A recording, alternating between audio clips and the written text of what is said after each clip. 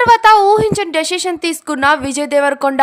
విజయ్ చేసిన పనికి film industry మొత్తం షాక్ లో ఉంది. రిసెప్షన్ కి రావద్దంటూ రష్మిక లైవ్ వీడియో షేర్ చేసింది. ఇప్పటికే విజయ్ రష్మికల పెళ్లి తర్వాత అభిమానులందరికీ స్వీట్స్ పంపకాలు జరిగాయి. దేశవ్యాప్తంగా ఫేమస్ ఆలయాల్లో అన్నదానం కార్యక్రమాలు కూడా చేశారు.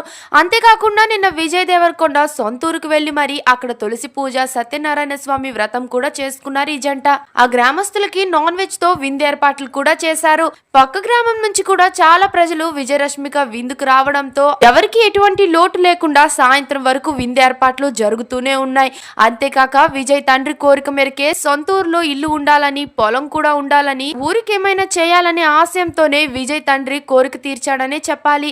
సొంతూరులో ఇల్లు కట్టుకొని పచ్చని పొలాల మధ్య స్వామివారి వ్రతం చేశాక విజయ్ దేవరకొండ గ్రామస్తులకి ఒక మాట ఇచ్చారు. మా నాన్న కోరిక నెరవేరినందుకు చాలా హ్యాపీగా ఉంది. ఇల్లు కట్టుకోవడం, పెళ్లి జరగడం అన్ని ఒకేసారి జరిగాయి. ఇక దేవరకొండ ఫౌండేషన్ ద్వారా అచ్చంపేట నియోజకవర్గంలోని 44 గవర్నమెంట్ స్కూల్లో 9th and 10th స్టూడెంట్స్ కి స్కాలర్షిప్లు అందిస్తామంటూ విజయ్ దేవరకొండ చెప్పుకొచ్చారు. ఇక మార్చ్ 4th విజయ్ రష్మికల గ్రాండ్ రిసెప్షన్ కూడా హైదరాబాద్ లో జరగబోతోంది.